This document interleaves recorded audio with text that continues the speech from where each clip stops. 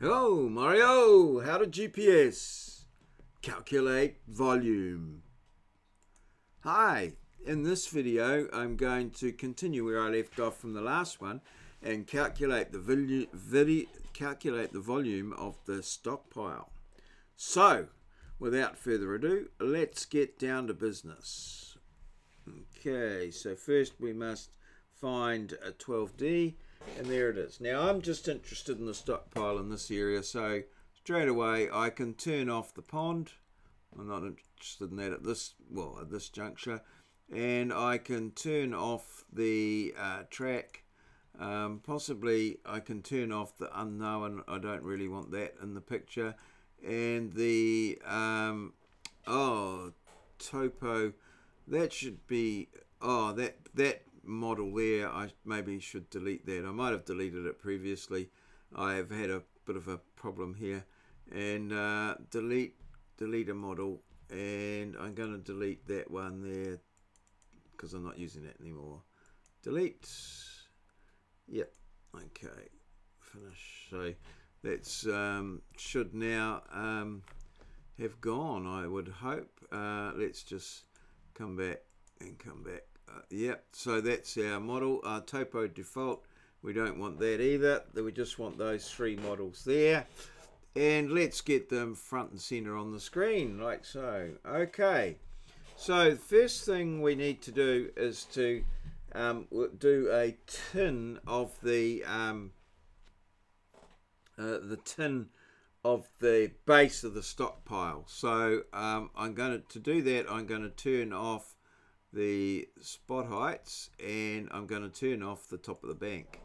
So I'm just going to make a surface of that. So that's tins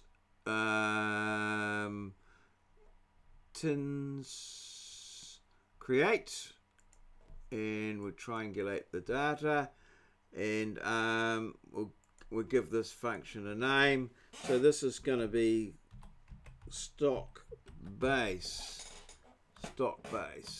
calculate stock base. Okay, and the new tin name will also be stock base. We just push enter in there, and it creates a little model for the tin down there. Now I'm going to make this one orange, because this here is green, and it will remove any conflict. So we're going to go triangulate. Okay, the data we want is the data that's in 1 there. Yep. Oops, that's disappeared on us. Triangulate, and it's yep, it should have finished triangulating, and we'll turn it on there, and we can see that we've got some things out there. If we go to view, and we go to send tins and rasters to the back. So what we need to do is to null out these triangles, but we can see that we've got a string around there that's already defines the boundary quite well. So we're just going to go tins null, null, and the tin we're going to null is the stock base, and null on accepting of the polygon, and we'll just right click in there. The polygon we're going to we can just maybe pick the string, which is this green string here, which is bottom of the bank, and we'll just accept that, and that's nulled out all our triangles there and triangulated that there. Now what I like to do is just to contour that, just to see that everything's good. So we just go tins contour smooth and label. Now I may already have, no, I don't have a function in here, so I'm going to go with a stock base contour function, stock base there. the tin I want to contour is the stock base tin. The model for the contours, yeah, I'm just going to call it stock base contours. Contour increment is going to be 0.2. Color cyan, smooth the contours. Yes, I want them smoothed rather than chunky. Now the major contours, create major contours. I'm going to put them in the same model, which isn't created yet. So that'll be, stock base majors. I'll just put that in there. That's going to be like have a 1 meter contour interval. It's going to be like that. And the labels, model for labels, stock base labels, 0 decimal places. They're going to have a 1 thing there like that. No, and start and end. And I think that might do it. Process. Error in function, wrong function type. Okay, stock base. I've already got another function of that name. So, okay. So that's, we'll grab that by the text there and move that somewhere else. Down there like that. And we'll just turn on our contours. There, stock base majors, and turn on the stock base labels. So that's our contour there. That looks pretty reasonable. What have I done there? Major contours, create major contours model for labels. I'll just label the major contours only. And not label the contours. Label the contours, and we'll process that again, and that's just labeled the major ones like that. So yeah, that looks pretty nice and even, so I'm pretty good with that. I'm going to leave that alone. So now what I'm going to do is turn off that tin there, and I'm just going to leave the bottom of the bank. And so now what we're going to do is create a surface that includes the top of the bank, the top of the bank, and the spot heights. So we're going to tin that now, and that'll create a new tin.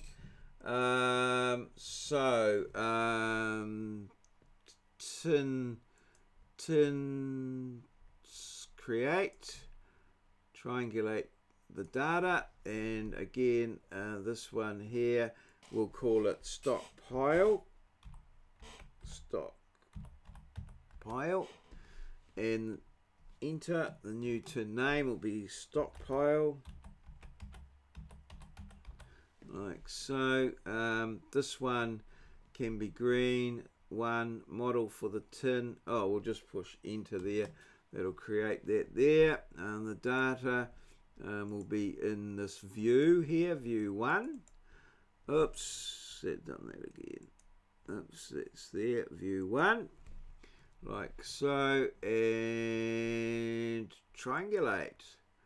Oops, what happened there? I'll bring that over there, plus tin stockpile. Now we'll null that one there.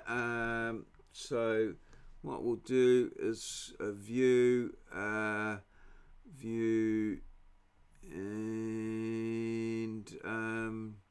send tins and rafters to the back. Yep. Okay. Right, I might make that there a different color. Maybe a sort of reddy, dark red color. Okay, that'll do. Retriangulate. Up, yeah, that's better. And view tins and rasters to the back, and then I can do that there. So now just escape. So right now tins null tins null, and the tin we want to null is the stockpile, except on that one there. Oops, we want that back. Is that the right one? We right click in there, and I'm going to pick, make sure I pick this. Oops. Okay, polygon, right click. That's the polygon I want to. Oh, I've got something here. That's the polygon I want to accept, and that's nulled all those triangles there like that. So that's our stockpile there. So now we'll come in here, and we'll just change this here to stockpile contours. Stockpile contours, and the tin to contour there will be stockpile. So we'll go to the contours, and we'll call it stockpile. And that should be good to go there. The major contours, we'll call them stockpile. Okay, and the labels, we'll call them stockpile labels. Okay, and that should all be good to go. We'll process that, and then we'll turn all that on. Stockpile contours, stockpile major contours, and the stockpile labels. Okay, which turns them on. So there we can sort of see that what our stockpile sort of looked like, and it's all looks pretty good. Now, one of the things that we can do here is we can get another view going over here. Well, one of the things we can do is go with our tins up in here, sorry. So we can go tin solid, and that makes our tin go all solid like that. And then we can,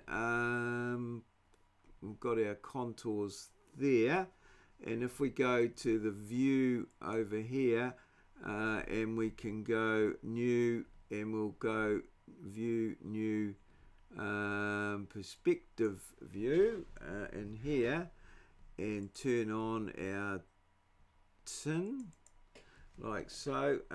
That'll give us a wireframe there, and we can shade it and grab our little toggly machine here.